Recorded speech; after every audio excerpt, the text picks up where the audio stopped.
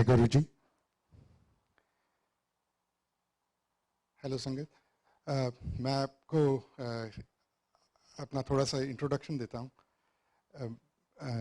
मेरा नाम विनीत आद्या है और मैं गुरुजी के साथ कनेक्ट हुआ था through my father doctor Chandra Mohan Adya. My father connected with Guruji. I would say he was selected and that's how he connected in Jalandhar in 80s. And I think the connection, physical connection से पहले से ही शायद उनको गुरुजी की blessings थी. So talking about my father, in mid-80s he had gone to the South Pole, Antarctica, and once you go there in the summer, you are there up until for 14 months until the ship comes back again, because it is locked. Ships can't dock anymore. So my father, being a doctor, he was selected to go to give medical cover to the team and conduct some specific experiments that would probably apply to Siachen. So in Antarctica, since all of them were either scientists or doctors or engineers, so my father took the role of all the religious ceremonies. So he would do all the Hindu ceremonies, all Muslim ceremonies, all Sikh ceremonies for the team that was there. And I think that even then, Guruji had probably blessed him. That's how he could carry out for the group. But moving forward, when he was posted back to Jalandhar, Guruji and my dad connected to Guruji. My own story is, one day I came from my school, I was in middle school, and I come home and I saw, in army homes you generally have a drawing room where everybody sits formally, sofa pe, and there's some sort of a thing, but nobody was sitting on a sofa, they were all sitting on a carpet, rug as you would call it now. So I was a little confused कि क्या हो रहा है. Anyway, मैं अंदर आया तो गुरुजी वहाँ बैठे थे. तो मैंने अपना गुरुजी के पास मेरे को बुलाया. My parents told me कि ये गुरुजी हैं, तो मैंने उनको प्रणाम किया. उन्होंने मुझे देखा और जहाँ तक मुझे याद है पहली बार उन्होंने कहा स्कूल में लिम्का पीती सी.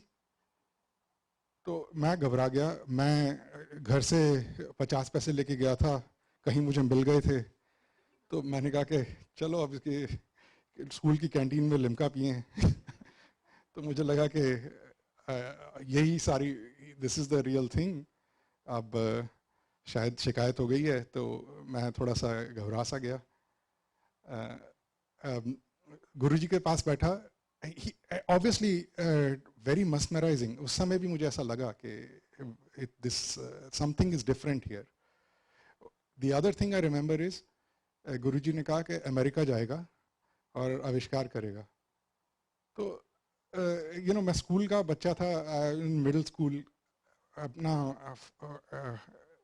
आर्मी बैकग्राउंड में, कभी सोचा भी नहीं था कि कहीं दूसरे देश में जाएंगे या कुछ ऐसा, nothing like that, but I was a little taken aback कि ये क्या बोला है गुरुजी ने.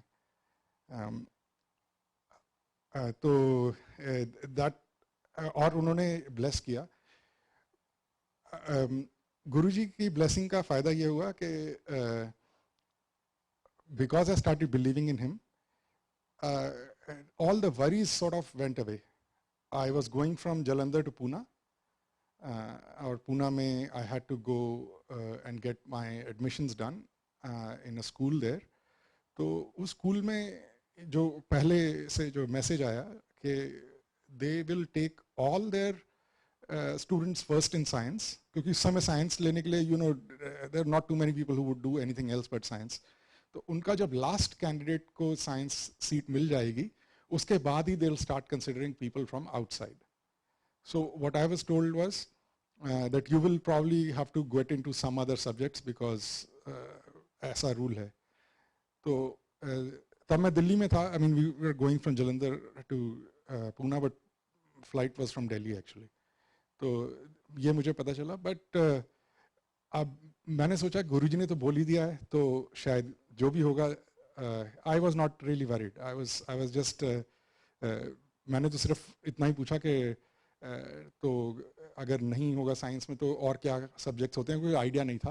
तो थोड़ा सा वैसे करके I walked in the school and they asked me कि कौन सा सब्जेक्ट चाहिए साइंस, एंड वो वहीं मिल गया. मतलब कुछ किसी से बात करने की ज़रूरत नहीं, कुछ नहीं. One would think it's a small thing today, but मुझे उल्टा बताया गया था कि नहीं मिलेगा और वो हो गया. So this obviously someone was taking care of me, somebody blessed me there. There are many such instances otherwise, but I'll jump to when I was coming to the US. um, I used to live in Singapore and I had decided to go to the US and work there. So Guruji ke paas gaya. What I remember is what he said was ja ऐश कर. तो मैं US आ गया. तो US में एक थोड़ा H1 पे आओ तो एक वो होता था कि वो जॉब जो देता है आपको वो एक्चुअली वो जॉब नहीं होती है, जॉब आपको आके ढूंढनी होती है. तो मैं यहाँ आया तो 2001 में, तब तो यहाँ आईटी का रिसेशन चल रहा था. तो कहीं जॉब नहीं थी, पर गुरुजी ने कहा था ऐश कर. तो मैं तो जैसे ही आया, I think I came on probably on a Wednesday और समथिंग. उसी उसी वीकेंड पे लॉन्ग वीकेंड था, तो मैं तो नायग्रा फॉल्स चला गया. उसके बाद किसी एक फ्रेंड की कोई डीआर एक्सरसाइज थी तो मैं फिलाडेल्फिया चला गया. तो मतलब हर वीकेंड पे मैं घूमने चले जाता था. बहुत घूमा मैं उस समय. तो जो मेरे एम्प्लॉयर्स थे वो कहने लगे कि अरे इतना क्यों घूम रहा है, you have to be ready for interviews. ऐसे करके मुझे थोड़ा सा डिस्करेजिंग लगा. फिर एक दिन मैंने सोचा, किसी ने बोला कि आप लाइसेंस बना लो, कार लेनी पड़ेगी तभी होगा. तो मैंने अगेन अपने एम्प्लॉयर से बोला कि लाइसेंस बनाना है. उन्होंने दैट पर्सन टोल्ड मी कि लाइसेंस यहाँ बनाने की ज़रूरत नहीं है, you could be placed anywhere in the US. तो आपको जहाँ प्लेसमेंट होगी उसी हिसाब से वहीं का लाइसेंस बनाना. अगले दिन जब मैं गुरुजी को प्रे किया, मैंने कहा गुरुजी मुझे तो यहीं रहना है, मुझे और कहीं नहीं जाना. वो दिन है और आज का दिन है, मैं उसी जिप कोड में हूँ. हमने बहुत कोशिश की कि किसी और जिप कोड में घर खरीद लें. आप वहीं वहीं पे एग्जैक्टली उसी जगह पे हूँ. घर चेंज कर लिया बट उसी जिप कोड में. तो एक दिन मैं मिड टाउन में घूम रहा था, ऐसे ही जॉब नहीं मिली थी. तो रॉकेफेलर सेंटर के सामने वो जो स्टैचू है, गोल्डन स्टैचू, स्केटिंग रिंक होता था जहाँ पहले, उधर स्टैचू में मैंने देखा. मेरे पेरेंट्स आए थे जब यूएस, तो उन्होंने एक फ़ोटोग्राफ खींची थी उस स्टैचू के सामने और वो उनके बेडरूम में लगी होती थी. तो वो देख के मैं बहुत खुश हुआ क्योंकि मैंने पहली बार वो एक्चुअली देखा था जो कि मैं बचपन में देखता था उनके बेडरूम में. तो मैंने बोला गुरुजी देखो जॉब तो यहीं चाहिए. आप मानोगे नहीं, अगले हफ्ते एक जॉब आई, वो रॉकेफेलर सेंटर में थी. वहाँ मैं इंटरव्यू के लिए गया और पहले तो थोड़े सा एक दो क्वेश्चंस के आंसर मैंने दिए. तीसरे चौथे क्वेश्चन के बाद तो जो मेरा मैनेजर था वो क्वेश्चन पूछता था, मैं आधा आंसर देता था, आधा आंसर वो खुद दे देता था. वो इतना एक्साइट हो गया कि जो भी आंसर मैं देता था ही गॉट दिस थिंग. तो मैं नीचे आके, मेरे को रिक्रूटर ने बोला था कि फ़ोन करना. तो मैंने फ़ोन किया. तो मैंने कहा कि हो गया इंटरव्यू, मेरे को तो लगता है अच्छा हुआ. तो वो कहता है कि हमें भी अभी तक कोई फीडबैक नहीं आया है and that is a good story. मैंने कहा इसका क्या मतलब है?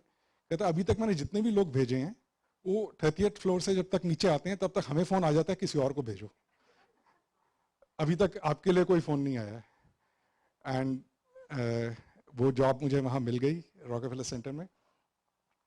तो उस समय मुझे बताया गया था कि you know around September labour day weekend में हमारा बैंक्स कंसोलिडेट हो रहे हैं और आपकी सीट वर्ल्ड ट्रेड सेंटर में हो जाएगी.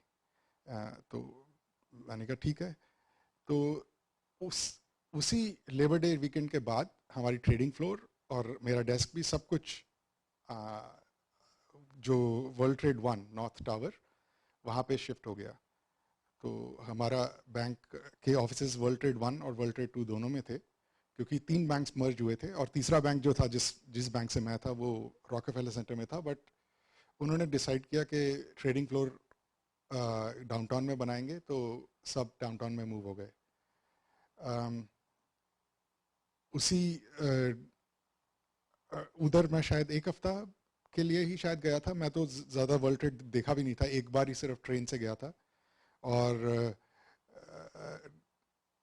सितंबर 11 को जैसे मैं हर बार हर रोज़ की तरह मैं वहाँ पे सुबह 8 बजे से पहले ही ऑफिस में था।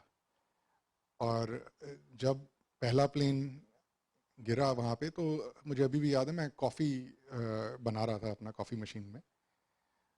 तो ऐसा लगा कि जैसे अर्थक्वेक आया है, ज़ोर से बिल्डिंग हिली, समझ नहीं आया कि क्या हुआ है। तो जब मेरे को कोई चीज़ समझ नहीं आती तो फिर अपना काम करता रहता हूँ, तो मैं अपनी कॉफ़ी बनाता रहा। तो उतने में कोई चिल्लाता हुआ आया कि get out of here, let's get out of get down. तो मैंने उसको बोला कि you must be kidding me, we are not going to walk 49 flights down, right. So उसने बोला कि oh let's get to the 46th floor and we'll take the express elevator down to go down. तो हम fire escape से 46th floor तक गए और 46th floor पे जैसे ही दरवाज़ा खोला तो वहाँ पूरा धुआं था। तो हमने धीरे धीरे धीरे नीचे उतरना शुरू किया और मैंने खुद देखा फायर चीफ को ऊपर जाते हुए, फायरमैन को ऊपर जाते हुए, जो कभी नीचे नहीं आए। और इट इज़ हिज ब्लेसिंग। मैं जैसे ही मैंने स्ट्रीट क्रॉस करके शायद थोड़ा सा ही आगे गया था, तो वर्ल्ड ट्रेड 2 जिसको कि सेकंड टाइम पे अटैक हुआ था वो गिर गया था। तो that's when I totally freaked out. मैं भागता रहा, आई थिंक ब्रुकलिन ब्रिज की तरफ भागा और मैं ब्रुकलिन में ही जाके रुका। वहाँ से किसी तरह वहाँ एक सेलफोन चलने बंद हो गए थे, तो एक लैंडलाइन से फ़ोन करने की कोशिश की, किसी से कांटेक्ट नहीं हो रहा था। इंडिया कॉल तो जा ही नहीं रही थी, इवन न्यू जर्सी तक कॉल भी नहीं जा रही थी कि किसी को बता दूं कि मैं बाहर निकल गया हूँ, क्योंकि मैं जब भागा था तो किसी को पता नहीं चला कि मैं मेरी what are my whereabouts, I was unaccounted for at that point. फिर मैंने देखा उस समय वो इंटरनेट रूम होता था सारे होटल्स में, तो वहाँ मैं गया और मैंने ईमेल भेजी सबको, अपने कॉन्टैक्ट्स को। Then it seems like somebody from India contacted my parents and they let them know that he's out. At least उनको उतना पता चल गया कि I am not in the building at such. और अगले दिन शाम को ही मैं फ़ोन कर पाया था उनको। This is all his blessings that इतना सब कुछ हो गया and I could just walk away from all that. There are lot many blessings here. और बहुत सारी चीज़ें ब्लेसिंग से क्या होता है, कॉन्फिडेंस भी हो जाता है। फॉर आपको एक बताता हूँ, in when my son was actually in, I think he was in not even in middle school, probably he was in elementary. तो उसको सॉकर खेलने का शौक हुआ। अब मैंने तो ज़िंदगी में कोई स्पोर्ट्स नहीं खेला है, तो उसको हम लेके जाते थे जहाँ सॉकर में, तो नेचुरली वो एक्स्ट्राज में ही होता था, ज़्यादा खेलने को टाइम नहीं मिलता था। तो मैंने उस समय सोचा कि गुरुजी मैं ही कोच बन जाता हूँ, तभी इसको खेलने का मौका मिलेगा। तो पर कभी खेला तो है नहीं और ना ही ज़्यादा पता है, बट गुरुजी की ब्लेसिंग से मैंने साइन अप किया एज अ असिस्टेंट कोच। पर उनकी ब्लेसिंग शायद कुछ ज़्यादा ही थी, जो कोच था वो he didn't show up, so I became the coach. फिर मंदिर में ही मैंने जब बोला कि अरे मेरे को लगा मैं असिस्टेंट कोच होऊंगा तो somebody will lead, मैं तो साइड पे रहूंगा, बट यहाँ तो मैं कोच ही बन गया। तो I was just mentioning this in the mandir, and then one person who has been coaching soccer for a long time, and he's part of the Sangat, he came up, he says, I will come and help you out. And he coached so well that the team, मैं 3 साल रहा, he had to move out, and लोग अभी तक जितने साल मैं coach रहा वो याद करते थे कि वो कहाँ हैं और when will he come back and coach us.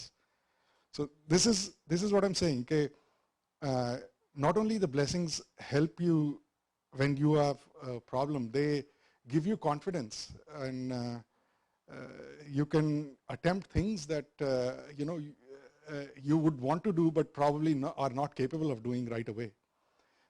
So गुरुजी की blessings तो यहाँ सबके साथ हैं ही. शायद मेरे को लगता है I get my unfair share of blessings.